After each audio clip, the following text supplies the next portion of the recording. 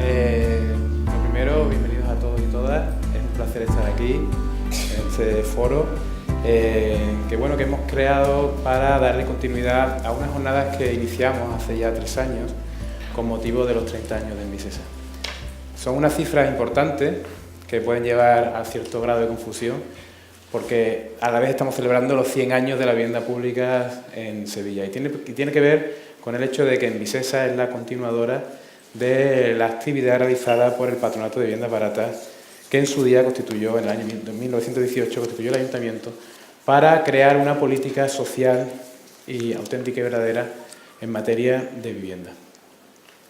Yo quería, en este sentido, iniciar la charla de hoy hablando de la huella de Envisesa, ¿no? Porque la huella dice mucho de qué ha hecho esta empresa por la ciudad de Sevilla, aunque solamente es una huella que tiene que ver con lo físico, ¿no? con cómo ha construido esta ciudad, ha ido edificando equipamientos, viviendas, ha ido dotando a esta ciudad de un sentido y de una conciencia de ciudad para crear barrios enteros o para crear incluso zonas que alteran completamente la fisonomía de la ciudad en el sentido de crear nuevas experiencias, nuevas formas de habitar. Tenemos desde actuaciones que se hicieron en el casco antiguo en su momento para poder precisamente regenerar un casco que hoy día está sufriendo otras tensiones completamente distintas y que ahora reclaman otras actuaciones diferentes por parte de la empresa, hasta barrios para nuevas poblaciones como Pinomontano, por ejemplo, o el equipamiento de Fibes, que es uno de los mayores teatros de Sevilla, ¿no? Palacio de Exposiciones. Lo primero quería presentarme, lamento la confusión. Soy Felipe Castro, director gerente de Envisesa, de la empresa municipal de la vivienda de Sevilla. Quiero comenzar insistiendo en la bienvenida que ya ha expresado nuestra presidenta Carmen Castreño y Moisés Roy, director de CaixaForum. Esta tercera edición, que ya ha recabado más de 350 inscripciones y contará con los mejores expertos y gestores en diversas materias relacionadas con la vivienda, pero sobre todo hemos desarrollado estrechos lazos de colaboración con personas de otras localizaciones geográficas, otras especialidades y otras sensibilidades que nos están haciendo crecer, corrigiendo el rumbo en algunos casos y manteniéndonos firmes en otros. No perdemos de vista el aforismo que reza: donde todos piensan igual, nadie piensa mucho. Para nosotros es fundamental y por eso consideramos el impulso necesario de estas jornadas y el intercambio que hacemos a través de AVS, la Asociación de Promotores Públicos de Vivienda, y del resto de encuentros con los que mantenemos para poder ir contrastando nuestras opiniones y poder ir adaptándolas a las distintas necesidades que nos vamos encontrando. El lema de estas terceras jornadas es experiencia e innovación, una locución que responde a nuestros 100 años de historia y al hecho de que estamos siendo pioneros en un buen número de iniciativas que serán protagonistas en las distintas mesas y que pasaré a introducir en algunos instantes. En abril de 1918, el Ayuntamiento de Sevilla creó el Patronato Municipal de Casas Baratas. Aunque habían existido experiencias previas, la mayoría nacieron con una aproximación caritativa o discontinua. En cambio, el nacimiento del Patronato Municipal de Casas Baratas supuso que la vivienda pública pasara a formar parte de la política social del Ayuntamiento de manera firme, estable y alejada de la perspectiva compasiva. En un contexto histórico caracterizado por una ciudad en plena industrialización, sometida a epidemias, inundaciones, migraciones masivas desde las zonas rurales, infravivienda y, un dato que resulta muy esclarecedor, una esperanza de vida de 35 años. Era la esperanza de vida de Sevilla en aquella época. El Ayuntamiento de Sevilla crea ese primer antecedente histórico de Envisesa y se encarga de aportarle fondos y terrenos para construir viviendas económicas, destinadas a familias modestas. Desde entonces y durante más de 100 años de actividad, Envisesa ha cumplido con su objetivo fundamental de proporcionar viviendas a las personas con más dificultades. Casi 22.000 viviendas protegidas en 150 promociones, localizadas en distintos barrios de la ciudad de Sevilla y más de 30 equipamientos sociales. Más de 60.000 personas habitan en hogares proporcionados por la empresa municipal de vivienda de Sevilla, por lo cual puedo decir que estamos muy orgullosos de nuestra historia y lo conseguido durante estos 100 años. Pero nuestro objetivo es no recrearnos. Pensamos que para ello es vital la innovación. Crear, inventar, descubrir y renovar animan cada una de las decisiones que venimos tomando. Ampliar el parque de viviendas en alquiler, adjudicar viviendas sin poner un solo ladrillo, reducir las viviendas municipales vacías hasta llevarlas a cero, hacer atractiva la puesta en uso de las viviendas vacías de particulares y entidades públicas, ampliar las ayudas sociales a la vez que disminuyen los impagos, elaborar un plan municipal de vivienda completo y cuajado de medidas prácticas para responder a la demanda de vivienda, exprimir al máximo las capacidades de nuestro capital humano para iniciar promociones de vivienda en tiempo récord, mejorar las convivencias en las promociones de vivienda protegida, cambiar pisos cárceles por viviendas dignas y adaptadas a las necesidades de sus usuarios, crear empleo a través de puestas en uso de nuestros parques de locales comerciales, colaborar con entidades sin ánimo de lucro para hacer de Sevilla una sociedad inclusiva con inmigrantes, personas con discapacidad y jóvenes en riesgo de exclusión, no permitir que se produzcan desahucios sin que medie una alternativa habitacional, no abandonar a ninguna familia que por razones económicas no puede acceder a un hogar, disponer de un lugar en el que los más desfavorecidos encuentren asesoramiento, comprensión y alternativas, cambiar suelo por viviendas terminadas, rehabilitar barrios con problemas de empleo o infravivienda, crear espacios de convivencia entre jóvenes y mayores o estudiantes y profesores, no olvidarse del futuro pensando en azoteas verdes, sostenibilidad y ahorro energético. La lista de cosas que pueden hacerse por primera vez o de manera diferente a la habitual impresiona, pero todas y cada una de las ideas que he mencionado ya están siendo desarrolladas por Envisesa y podéis contemplar en el plan de vivienda que tenemos aprobado. A continuación, voy a detenerme en algunos de los proyectos, programas y protocolos más llamativos y novedosos. Casi todos serán desarrollados en diferentes mesas que transcurrirán hoy y mañana en una jornada de vivienda social de Sevilla. Y al final, espero que tengamos un poco de tiempo para preguntar, comentar y debatir sobre todo lo que consideréis oportuno. Ya sin más paso a ir poquito a poco, pero intentando llegar hasta el final, hablando de cada una de las cuestiones que creo que considero esencial en cómo hemos dirigido la empresa o hacia dónde vamos y hacia dónde va este colectivo de empleados que están todos inmersos en una filosofía que considero esencial y que ha hecho que todos vayamos en la misma dirección, no solamente de esta empresa, sino también de este ayuntamiento. La fundamental es que mantenemos la coherencia con respecto a nuestra visión, nuestro objetivo, los elementos que componen esta vivienda y nuestros valores. Y yo quiero especialmente reseñar un valor que es el que creo que marca todas las acciones que vamos a ir desarrollando durante las jornadas de hoy y podréis entender por qué, el sentido que tienen y cómo todos hemos estado alineados, no solo desde la empresa, sino también desde las distintas delegaciones, y aquí está, por ejemplo, el director de Empleo y también de Innovación Social, la directora de Empleo. Y entonces, esa colaboración permanente entre todas las delegaciones dentro de unos valores esenciales, considerando que nuestras acciones tienen que ir marcadas por los valores y no por los fines. Porque tanto el recorrido como el resultado tiene que ser un fin marcado por los valores que nos han permitido llegar hasta ahí, ¿de acuerdo? Y para eso, el mayor valor y esencial para toda función pública debe ser la legitimidad. La legitimidad, tal y como la entendemos, tiene que estar marcada por tres elementos: validez, justicia y eficacia. Y todo lo que no esté marcado por esas tres cuestiones, consideramos que llegará a un punto en que son endebles, derogados, no tienen la aceptación del público, no le dan a cada uno lo que es justo y, por tanto, tienen contestación y además no son eficaces. A partir de ahí tenemos los distintos valores que cuelgan de esa legitimidad: la transparencia, la responsabilidad, la innovación, la calidad, la sostenibilidad y la mejora continua. No me voy a detener en cada uno de los valores, ni tampoco en la legitimidad especialmente, puesto que ya lo hemos ido hablando antes, y yo creo que me debo centrar sobre todo en la innovación de la gestión de esta empresa y en el camino que estamos recorriendo y que vamos a recorrer en los próximos años, o así entendemos que debe hacerse. Las actuaciones esenciales que estamos desarrollando pueden dividirse en dos ámbitos temporales importantes, ¿no? Y tiene que ver sobre todo con la necesidad urgente y con la demanda ordinaria. Creemos que no podemos trabajar al mismo ritmo para resolver ambas cuestiones y nos hemos centrado fundamentalmente en planificar la demanda ordinaria, en darle salida a la demanda ordinaria mediante acciones puntuales como la permuta de suelo para obtener viviendas protegidas, viviendas terminadas que pudiéramos adjudicar tanto para resolver la demanda ordinaria como la necesidad urgente, pero que la necesidad urgente era la que teníamos que enfocar directamente y trabajar sobre ella a partir de los consensos que se generaron en un pleno extraordinario de vivienda de 24 de noviembre del 2015. Ese pleno nos marcó la hoja de ruta y a ese pleno nos hemos ceñido para ir, por supuesto, desarrollando todas las medidas que a continuación os iré explicando someramente, pero que podréis ver en cada una de las mesas que se han planificado para hoy y mañana.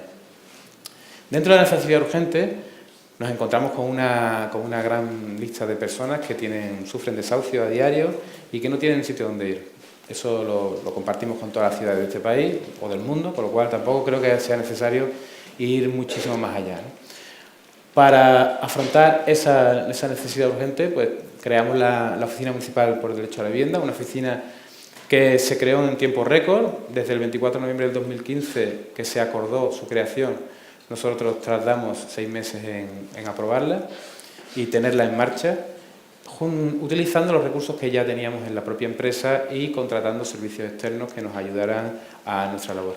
Cuando empezamos a comprobar la masa social, la cantidad de trabajadores que tenía esta empresa, que estaba destinada única y exclusivamente, sobre todo, a la promoción de vivienda, una promoción que se había convertido en algo inexistente, nos detectamos que había perfiles profesionales de personas que cuadraban perfectamente con el desarrollo de la Oficina Municipal por el Derecho a la Vivienda, perfiles profesionales que estaban sumamente desaprovechados y que hoy día están desarrollando su labor en un sitio para el cual se formaron atendiendo a gente con perfiles sociales. A partir de ahí, de ese germen, por supuesto, contratamos servicios externos, creamos una unidad de mediación y de resolución de conflictos que decidimos que fuera externo precisamente para que no fuera, digamos, para que fuera una voz autorizada a la hora de emitir los informes y los juicios respecto a los conflictos que iban a valorar. Y, por supuesto, empezamos a utilizar nuestro parque inmobiliario como colchón para dotar de vivienda a las personas que mayor necesidad tenían.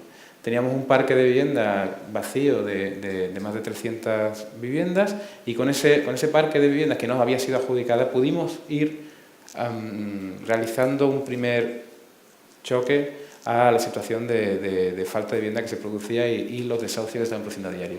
Eso implica que la oficina, pues desde que se abrió, ha tenido que estar dando alojamiento a muchísimas personas, pero que desde el primer año se ha reducido su actividad a la mitad, afortunadamente. En total han sido más de 10.000 familias las atendidas y de esas 10.000, 1.000 familias tenían una necesidad urgente de vivienda y se ha tenido que resolver su alojamiento de una manera o de otra.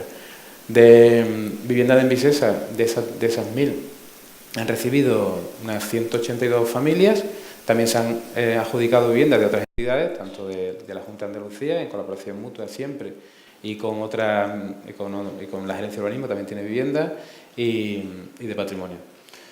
Entonces, a partir de ahí, nos vamos a cómo ampliamos el parque. El parque no se puede crear de la nada, no salen las promociones de un día para otro, hay que planificar, proyectar, financiar y ejecutar. Estamos hablando de un proceso de varios años, ya todos conocéis, de más de 2 a 4 años, siempre en torno a 4 sobre todo. Y nos ideamos el programa Sevilla Llena, que es un programa de captación de viviendas tanto en alquiler como en compra.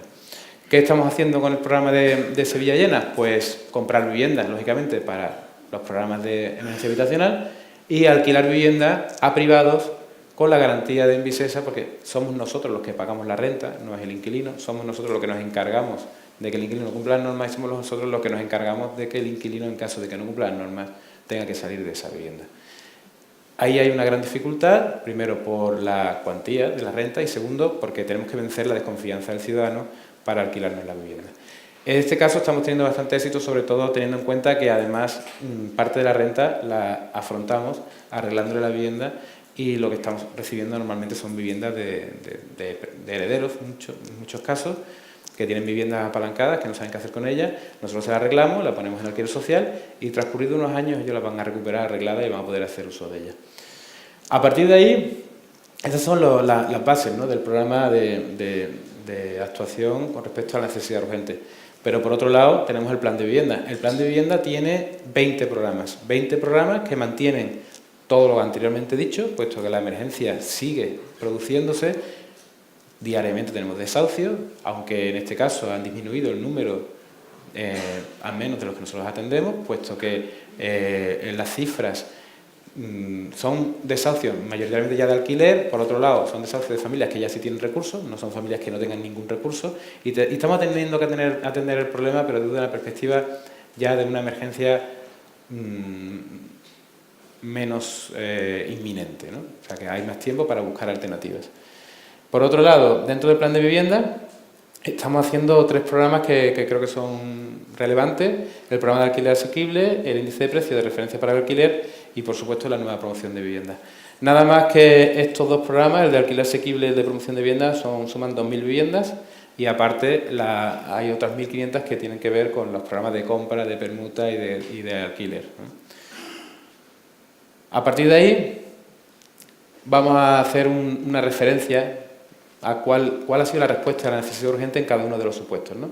En la OMDV, pues, ¿qué ha pasado? Pues nosotros tenemos 181 viviendas adjudicadas por la vía de excepcionalidad, son 181 familias que han recibido la vivienda de forma inmediata porque tenían que salir del anterior y no había otra forma de resolver su problema habitacional, era la única solución. Nosotros, la política que tenemos es que queremos promover que las personas puedan vivir de manera autónoma y intentamos que entren dentro de un itinerario social para que el resultado final, después de acabar ese itinerario, sea el que no tengan necesidad ni de ayudas sociales, ni siquiera tengan necesidad de acudir a las viviendas de uso social. El presupuesto de la Oficina Municipal por el Derecho a la Vivienda, estamos hablando de 1 millón anual de presupuesto. Eso es lo que nos cuesta tener abierta esa oficina, pero es un gasto bien hecho, ¿no? Y a partir de ahí, pues 16 millones en inversiones, más ayudas sociales, que en general, bueno, pues entre las ayudas gestionadas de la comunidad autónoma, estamos hablando de 3,5 millones, que son ayudas gestionadas mediante la firma de un convenio con la comunidad autónoma, y luego ayudas del ayuntamiento, que son en torno a otros 6 millones de euros en total ayudas sociales. 10.000 familias atendidas, como hemos hablado, 1.027 de ellas en riesgo de exclusión de perder sus viviendas y ni un solo desahucio. Todas ellas han acabado recibiendo alguna forma de alternativa habitacional. Y el programa Sevilla Llena, que tiene que ver con eso que estoy poniendo ahí, que tiene un resultado bastante interesante, aunque por sí solo cada uno de los programas no sea tan interesante. Pero lo que sí es verdad que al final la suma, uno a uno, nos está permitiendo incrementar el parque en un 15%. 346 nuevas viviendas que han sido incorporadas al parque de viviendas. Eso es un 15% de nuestro parque. Actualmente tenemos 2.786 viviendas y nuestro objetivo es incrementarlo en otras 1.000 en los próximos años, más otras 1.000 de promoción, más otras 1.000 de otras formas de captación, ¿no? Eso implica que tenemos que también ejercitar el derecho de tanteo y retracto, ¿no? Es una decisión que hemos tomado también, es muy controvertida, es difícil de detectar aquellas viviendas que debemos considerar como aptas para el ejercicio del derecho de tanteo y retracto, pero como en todos los casos, lo que hemos hecho ha sido desarrollar unas reglas claras que establecen un sistema de puntuación, y a partir de una puntuación es cuando decidimos ejercitar el derecho de tanteo y retracto, para que esto no sea una cuestión arbitraria, ¿no? Hasta ahora llevamos compradas en torno a 8 viviendas, puesto que es una decisión que hemos tomado hace poco, cuando hemos dotado el programa de tanteo y retracto con 1 millón de euros. El análisis de la demanda ordinaria tiene que ver con el resultado que nos va a dar luego el programa de promoción del plan de vivienda. Tenemos 11.500 demandantes, redondeando, en Sevilla, pero tenemos una particularidad importante. La mayoría son jóvenes, y la mayoría de los hogares son de un solo miembro. Son jóvenes, menores de 35 años, de un solo miembro, con muy pocos ingresos. 67% de ingresos inferiores a 540 euros al mes. Estamos hablando que sobre todo, y de ello el 50% menores de 35 años. Estamos hablando que lo que tenemos esencialmente en Sevilla como demandante de vivienda son gente joven que quiere irse de su vivienda, de emanciparse, irse de la vivienda en la que están, pero que no es una necesidad, digamos, urgente de resolver un problema habitacional que tienen a día de hoy, ¿vale? Es importante resaltar que el 80% lleva menos de 2 años inscritos, ¿no? La mayoría de las familias van encontrando una solución, ya sea a través del registro o a través de otra situación. Los programas que hemos hablado son los anteriores, las 1.000 viviendas, 105 millones de euros de inversión y la colaboración pública-privada, que este es el programa de alquiler asequible. Me gustaría pararme un momentito en este programa, porque este programa es una innovación, y como estamos hablando de innovación, este programa es una innovación del Plan de Sevilla, puesto que lo que hemos hecho ha sido crear un programa municipal protegido. Este programa lo que hace es establecer unas reglas del juego especiales para el 30% de reserva de VPO que contempla la legislación andaluza. Para los que no sois de aquí, la legislación andaluza en materia urbanística contempla que todos los sectores de planeamiento tienen que tener una reserva del 30% de su edificabilidad para realizar vivienda protegida que será ejecutada por el sector privado, pero que el sector privado no está siendo capaz de poner en carga, pues, por las condiciones de financiación y de precios que tenemos ahora mismo en este país, ¿no? Entonces, lo que hemos hecho ha sido crear un programa de alquiler asequible para que el sector privado promueva esas viviendas, estableciendo una horquilla de renta a partir del cual pueden entrar los inquilinos en ese alquiler, intentando que cubra la parte de alquiler que no cubrimos desde lo público. Nosotros vamos a centrarnos en el alquiler en personas con menor poder adquisitivo, y aquí queremos que entren aquellas familias que tienen algunos niveles de renta pero que tampoco tienen acceso al mercado. No tienen acceso al mercado de compra porque no tienen ahorros, y no tienen acceso al mercado de alquiler porque el mercado de alquiler es escaso, es corto y tiene unos precios muy altos, ¿no? Ahora mismo tenemos una gran influencia en el mercado de alquiler porque controlamos, entre todas las administraciones públicas de Sevilla, controlamos el 26% de ese mercado, pero eso no es porque tengamos muchísimas viviendas. En total tenemos 9.500 viviendas aproximadamente, o 10.000, y sin embargo es porque el mercado es muy pequeño. En Sevilla el mercado de alquiler es muy pequeño. Tenemos que centrarnos en crear un mercado más grande. Además, adicionalmente, hay otro programa que le da soporte a este, y tiene que ver con las exenciones fiscales, las bonificaciones fiscales que se han aprobado, que ya están aprobadas, con respecto al impuesto de construcciones, los convenios que se pueden firmar para garantizar la renta para aquellas familias que tienen una situación sobrevenida que les impide afrontar esos pagos. Lo que tenemos previsto son convenios con Bienestar Social que establecen los procedimientos para que esas familias no tengan que ser desahuciadas por impago de renta, sino que sea el ayuntamiento el que garantice esos pagos cuando se produce ese impago por una situación sobrevenida y justificada y dentro de los criterios de los técnicos de Bienestar Social, lógicamente. Entonces, creemos que es una fórmula muy interesante y que está aprobada ya en el programa, y en breve sacaremos las bases para la convocatoria, puesto que esto es un cupo reducido. La legislación andaluza nos permite hacer un programa municipal de protección, pero no nos permite hacer para todo el 30%, y lo hemos acotado a 1.000 viviendas de las que tenemos previstas en el planeamiento municipal que pueden acogerse a este programa.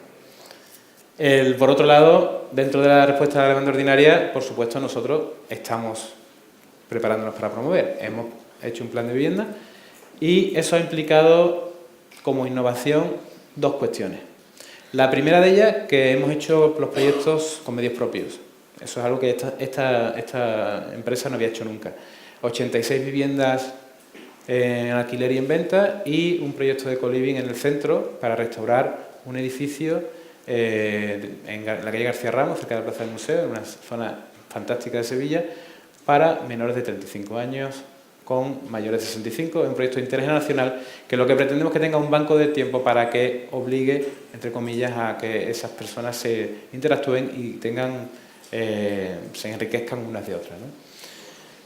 Por otro lado, otra cuestión que es relevante, considero, de lo que estamos haciendo y que estamos en marcha, es el concurso de arquitectura para 128 viviendas, porque nos hemos centrado en la vivienda evolutiva. Queremos desarrollar nuevos tipos de viviendas, nuevas formas de habitar que respondan a cómo vivimos hoy día. Hoy día no vivimos de la misma manera que antes, ni tenemos por qué pensar que cuando tú te emancipas de tu casa, que eres una persona sola o tu pareja, tienes que ir necesariamente a una vivienda que tiene 3 dormitorios. Puede tener la superficie para 3 dormitorios, puede tener la superficie para 4, pero tú necesitas solo un dormitorio. No tienes por qué entrar en afrontar unos gastos que no necesitas en ese momento, en caso de venta o incluso en alquiler. Y eso, el plan de vivienda, pues se traduce en 20 propuestas que ya os iremos contando, espero, en estos días, ¿no?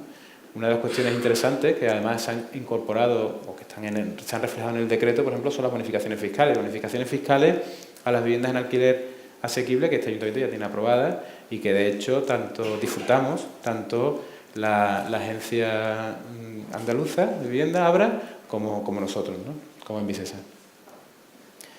¿Y cuál es el nuevo enfoque de la gestión que tiene que ver con la legitimidad y con lo que estaba planteando antes? Voy a mirarla ahora porque no sé por dónde voy.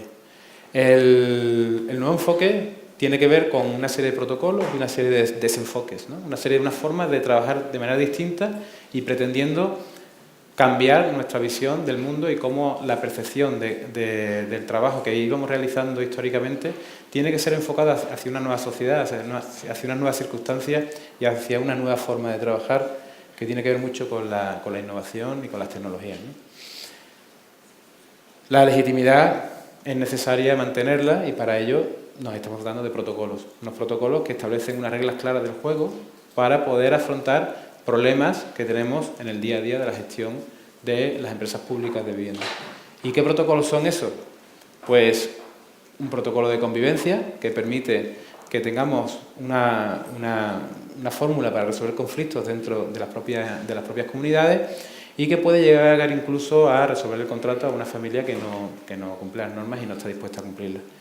Un protocolo de protección a familias con pocos recursos, una fórmula para ajustar, comprobar cuáles son las rentas que pueden asumir una familia, una renta mínima exigible, que en coordinación con Bienestar Social, con un convenio que tenemos firmado, que es exactamente el mismo proceso que entraría dentro del alquiler asequible, nos permite que las familias puedan afrontar una cuantía mínima, la cuantía que ellos pueden afrontar según los técnicos, no según ellos, y a partir de ahí el resto del importe de la renta se abonan mediante ayuda.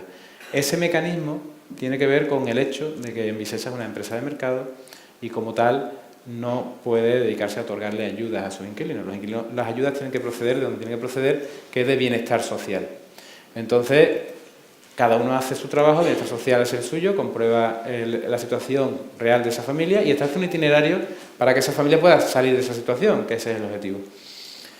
Y nosotros hacemos lo nuestro, que es gestionar esas viviendas para que puedan ser usadas por la mayoría de la gente posible. Después tenemos un protocolo, que es el de comunidades, que tiene que ver con la normalización de los servicios que se prestan en todas las viviendas de Envisesa. Entendemos que la figura de los administradores de fincas es esencial, que tenemos que fomentar la autogestión. Nosotros tenemos nuestras promociones divididas en juntas de propietarios. Esas juntas de propietarios tienen sus propios órganos de dirección y tienen su propio presupuesto para realizar mejoras o mantenimientos dentro de esas promociones.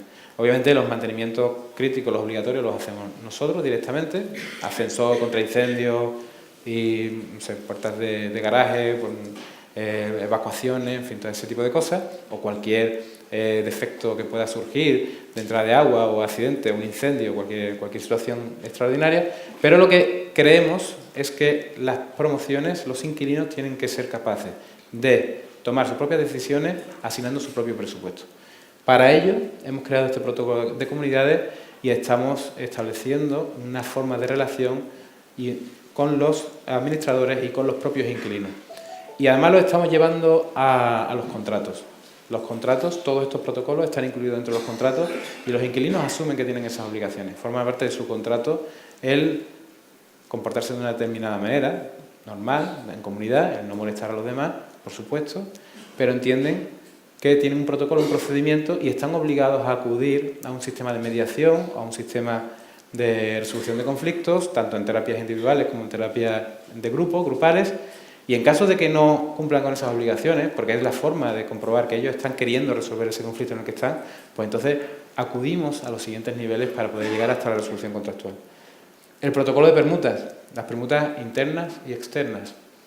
Intercambiamos a nuestros inquilinos de vivienda mediante un protocolo que aprobamos en su día para poder establecer la fórmula de esos cambios y que todo estuviera normalizado y que no pudiéramos perfectamente una persona mayor que vive en una vivienda que se le fue adjudicada de 4 dormitorios cuando tenía a todos sus hijos viviendo con ella, pues con ellos pues que se pueda cambiar con una familia joven que de pronto empieza a tener hijos, ¿no? Normalmente y que necesita una vivienda más grande.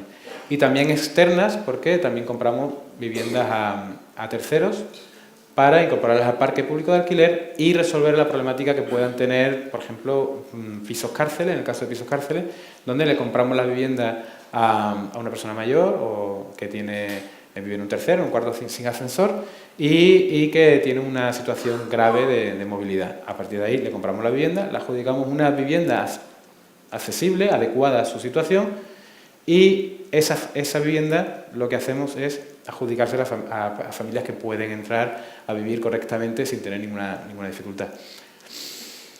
El siguiente paso es adecuar el edificio. Obviamente, entramos en ese edificio como propietarios y el siguiente paso es gestionar esa promoción igual para conseguir que sea accesible para todos sus usuarios. De esa manera también estamos trabajando para que la Oficina Municipal por el Derecho a la Vivienda no solamente atienda a la emergencia habitacional, sino también atienda a las situaciones de falta de habitabilidad de las viviendas, por problemas de accesibilidad o por problemas de otro tipo. Luego tenemos el protocolo de vivienda vacía. Es un protocolo de recuperación de viviendas vacías. Son viviendas que están adjudicadas y que por una causa o por otra, sus inquilinos no la utilizan y no la entregan para que la pueda utilizar otra persona de Sevilla, otro ciudadano o ciudadana. Entonces tenemos que establecer una fórmula para asegurarnos de que tenemos control sobre esa vivienda, de que está vacía de verdad, de que no vamos a echar a nadie de su casa sin una motivación clara y que tras una verificación completa de un expediente que es instruido, acaba en un lanzamiento para recuperar esa vivienda y ser adjudicada de manera inmediata.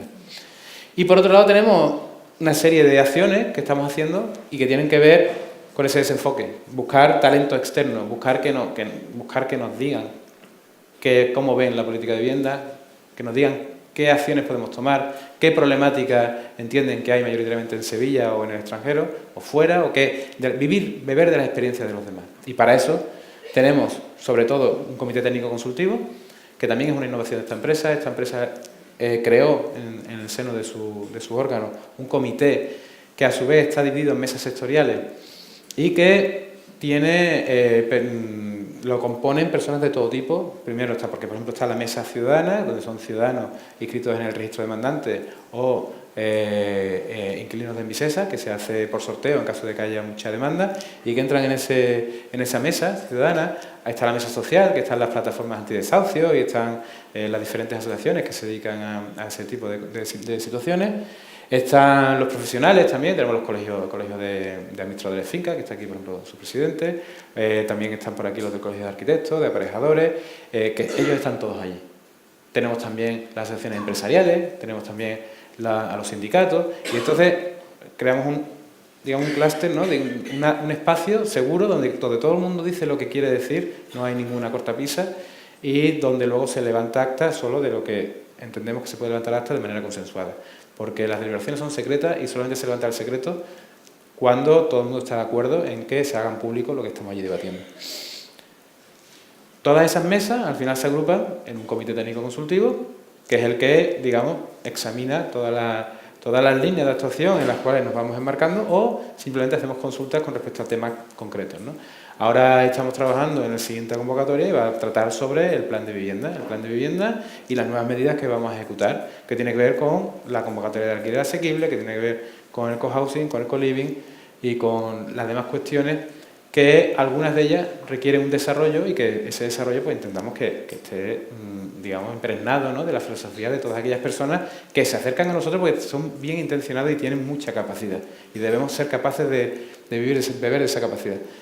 También de los concursos de arquitectura, es una forma arreglada que está en la ley de contrato, pero que esos concursos permiten también obtener nuevas formas de hacer arquitectura, nuevas formas de hacer vivienda, nuevas formas de entender la edificación desde la técnica de la arquitectura. Todo eso dentro de un concurso que al final da premios, que al final genera debate, que entra dentro de un jurado en el cual estamos todos, que incluimos también a la Gerencia de Urbanismo, incluimos a la Junta de Andalucía, incluimos al Ministerio. Ese debate nos impregna y nos aporta siempre, nos aporta mucho. Y por eso creemos que tenemos que seguir haciendo este tipo de acciones.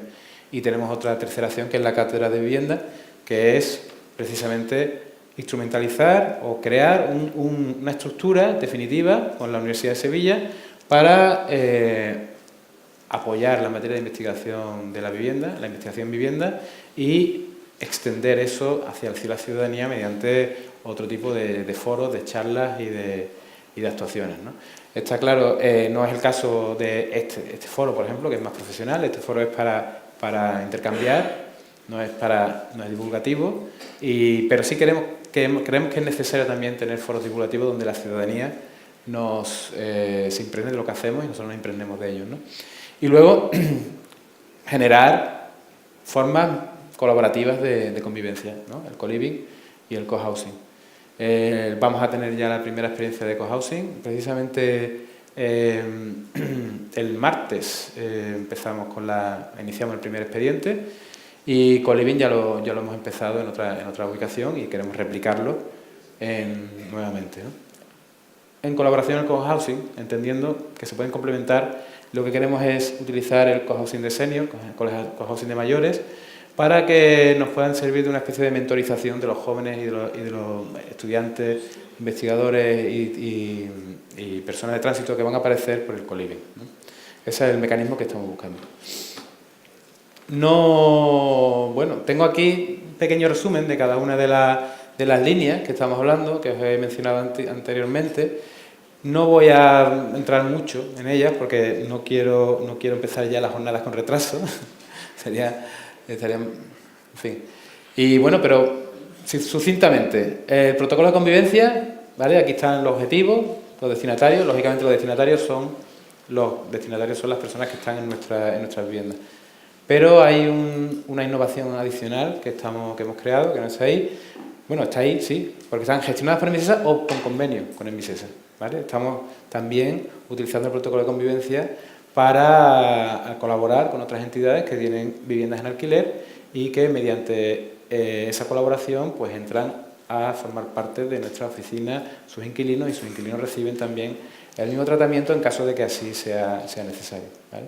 Se inicia a través de una denuncia, que puede ser particular, de administrador de finca, puede ser de la comunidad. Habitualmente nosotros lo que pretendemos que sea todo centralizado a través del administrador de finca, para que haya una distancia entre el denunciante y el vecino, que no se genere, para resolver también ese conflicto que se produce cuando un vecino denuncia a otro, para que entendamos, las denuncias en cualquier caso son anónimas, nosotros esos expedientes son secretos y no se pueden visualizar salvo que vayamos al juzgado y así lo determine el propio denunciante que quiera llevar esa iniciativa, ¿no? Que nos ha ocurrido en una única vez. El resto del tiempo nosotros actuamos de manera secreta porque no puede ser de otra forma. Se comprueba lo que se está denunciando, lógicamente, ver la documentación, ver qué indicios hay, se comunica que existen esas dificultades para dar un plazo de alegaciones, para comprobar cuál es la versión de la otra parte. Eso se hace también tanto por escrito como verbalmente. Mandamos inspectores, mandamos agentes de proximidad. Hemos también creado un cuerpo de agentes de proximidad que también es adicionalmente una novedad y que nos permite gestionar esto de manera más flexible. Y de ahí se derivan, una vez que se produce ese proceso, unas sanciones, ¿vale?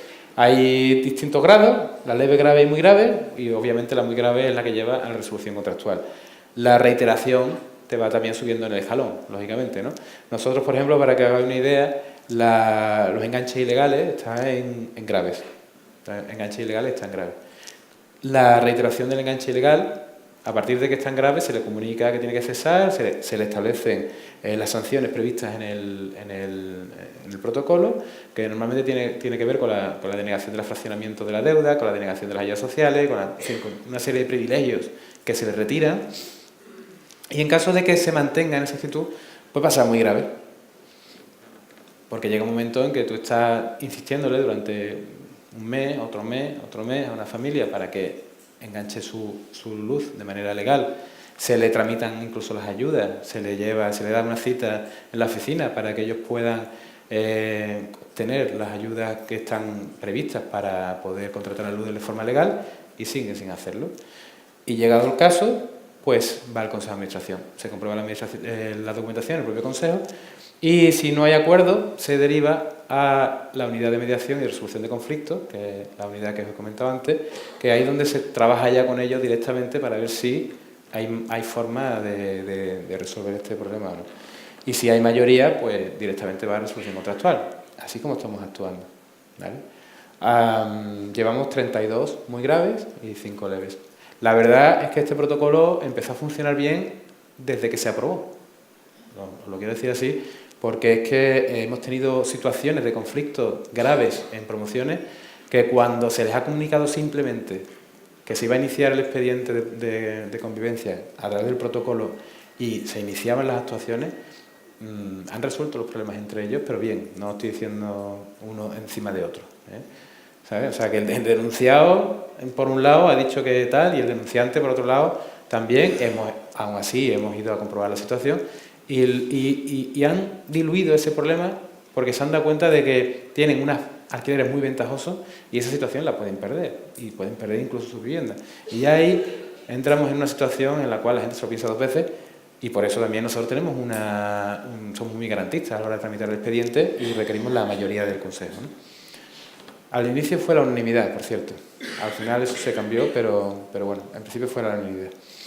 Luego, en cuanto al protocolo de protección a familias con pocos recursos, lo que hemos hecho ha sido darle un vuelco a la situación. Antes lo que teníamos era una renta social, que lo que hacía era, mediante un trámite más o menos complicado, la empresa, de manera unilateral, le hacía un descuento comercial. Un descuento comercial que equivalía a que como máximo pagaban el 30% de sus ingresos. Eso obviamente tenía el reproche de la Cámara de Cuentas y tenía grandes dificultades porque no estaba soportado por ninguna aportación ni ninguna, digamos, situación que mantuviera la actividad económica y financiera de la empresa.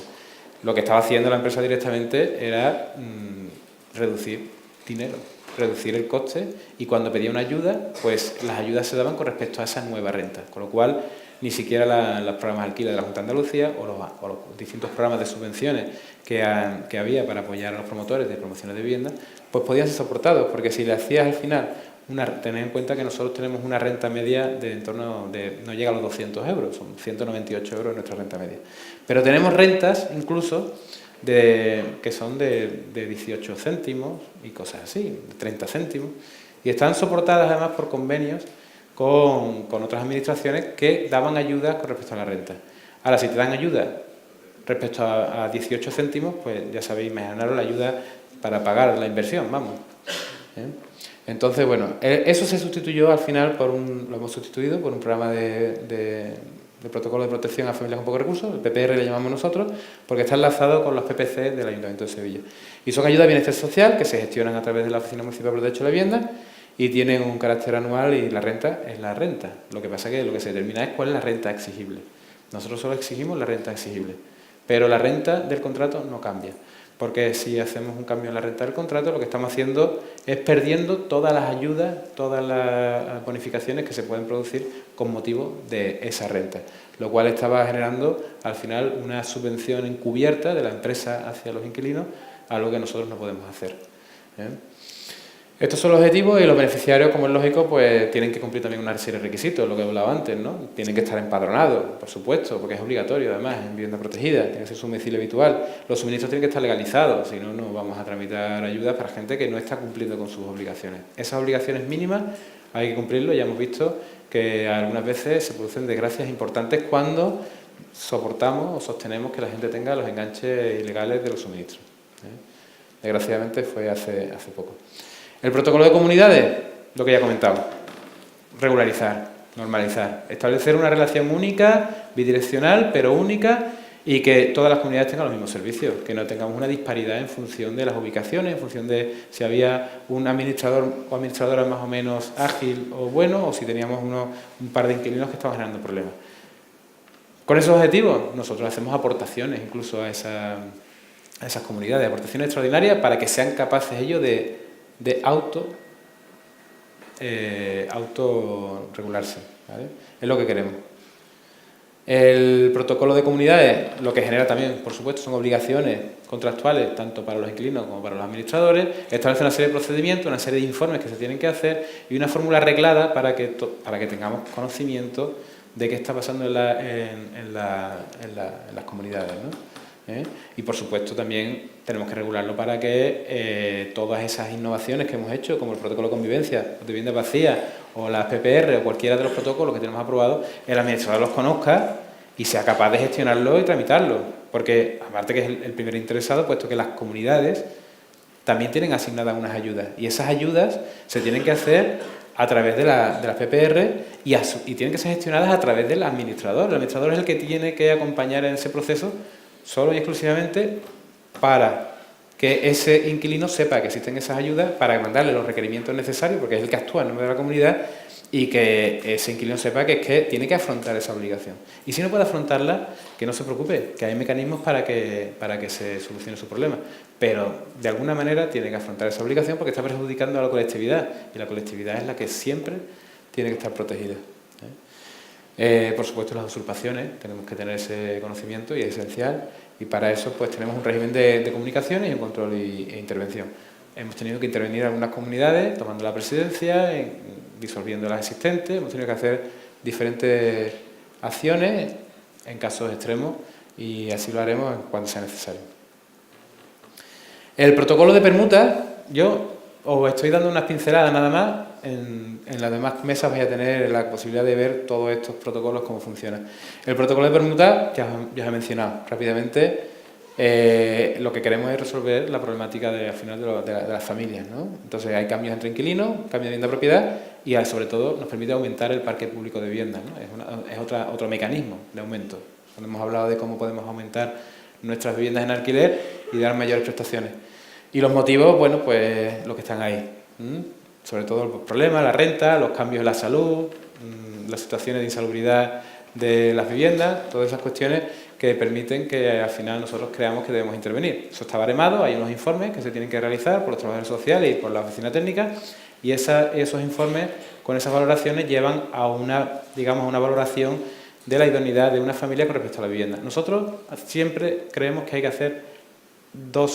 establecer una relación de idoneidad, no solo en cuanto a la necesidad de la familia, sino en cuanto a la vivienda idónea para esa familia, por ubicación, por condiciones o por incluso vecindario. Eso es algo que tenemos que tener controlado, no podemos ir soltando en función del número que te va tocando, pues porque hay redes familiares que tenemos que respetar o incluso hay redes que debemos quebrar en algunos casos, ¿no? Hay también fórmulas por las cuales incluso establecemos como obligatorio el cambio de vivienda para resolver conflictos que se están produciendo en las promociones.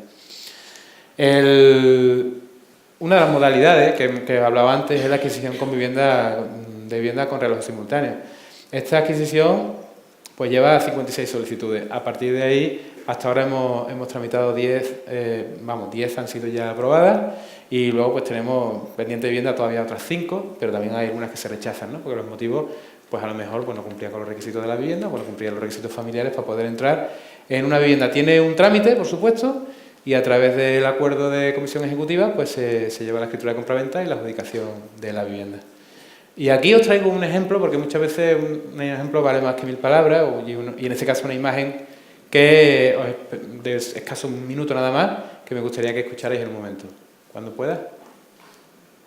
Pues precisamente su casa era lo que le estaba provocando problemas de salud a Francisco. Ese joven trasplantado de ambos pulmones sufría con la humedad y también con los hongos que había en su vivienda. El Ayuntamiento de Sevilla le ha cambiado la casa por otra, porque en estos casos se puede dar la vivienda y recibir otra a cambio. Esta es la caja del ordenador. Ahora todos son cajas. Están estrenando casa y sobre todo nueva vida. Deseando ya de estar aquí tranquilo ya y poder vivir como todo el mundo, en condiciones. Porque hasta ahora Francisco no vivía, más bien sobrevivía entre humedades y hongos. Esta es la habitación de mi hijo. Mira el rincón, cómo está de humedad. Los hongos, esto no lo puede respirar. Su hijo sufre fibrosis quística y esta casa se convirtió en su principal enemiga. Desde siempre los médicos nos han dicho que el niño no tenía por qué estar aquí. Porque la humedad y los hongos y todo no le vienen a él bien para sus pulmones. Tan malito como se puso, pues entonces se fue a vivir a casa de mi madre. Más de un año viviendo separados o en el hospital hasta que llegó el primer milagro. La operación... Dos pulmones nuevos recién trasplantados. Le llaman el hombre milagro. Y adiós a las humedades gracias a este contrato de permuta de viviendas. A aquellas familias que reúnen una serie de condiciones, que esta familia por supuesto lo reúne, pues se le cambia su vivienda actual por una vivienda del parque social de la empresa. Su vieja casa será rehabilitada para que otra familia que también lo necesite la habite pronto. ¿Y ellos? Empezó una vida nueva. Hombre, ahora es una alegría, la verdad. Una alegría tras otra.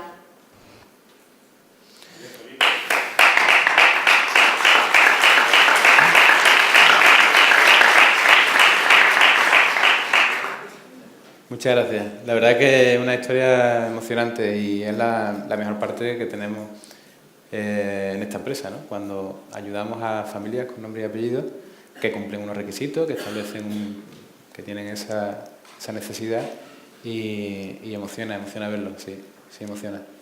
Y bueno, pero no es lo que suele ocurrir. Lo que suele ocurrir normalmente son familias mayores que la mayoría de los casos suelen ser personas con movilidad muy reducida, que son a los que mayoritariamente le estamos comprando la vivienda. Lo que pasa es que, bueno, como ellos salieron en las noticias, pues por eso lo he traído.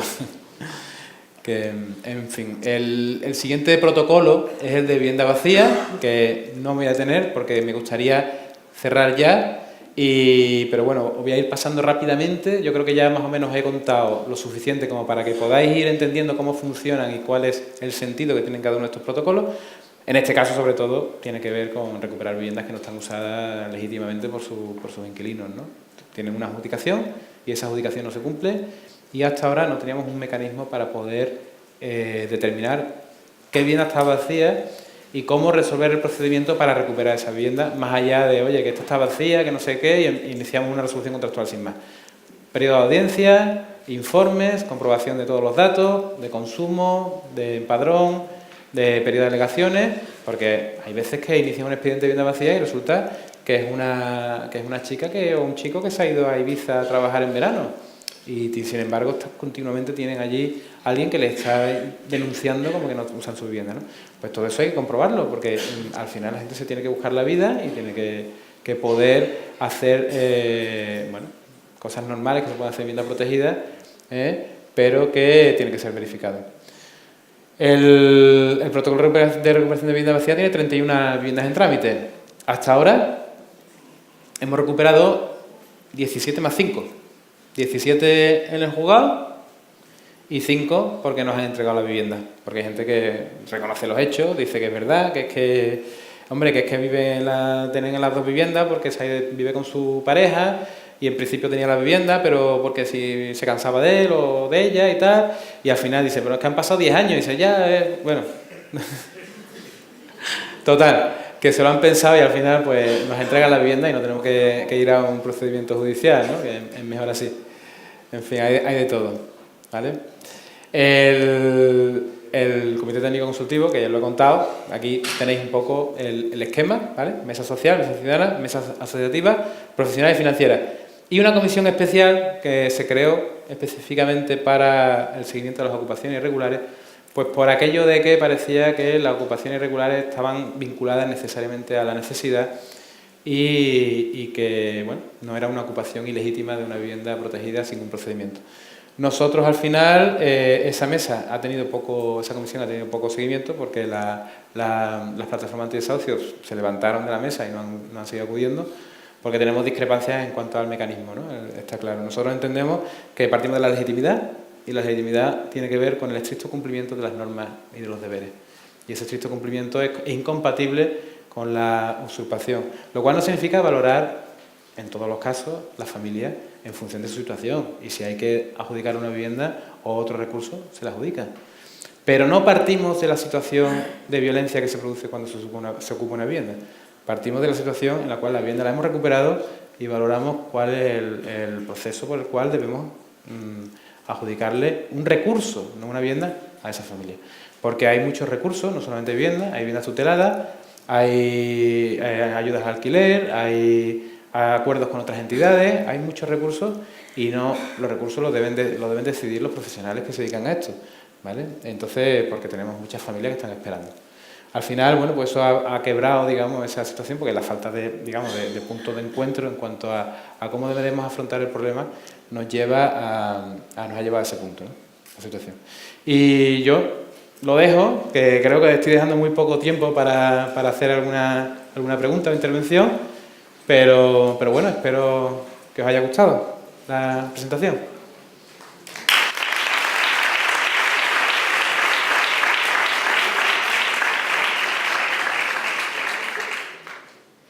Tenemos 5 minutos, creo. ¿Alguien quiere hacer alguna intervención?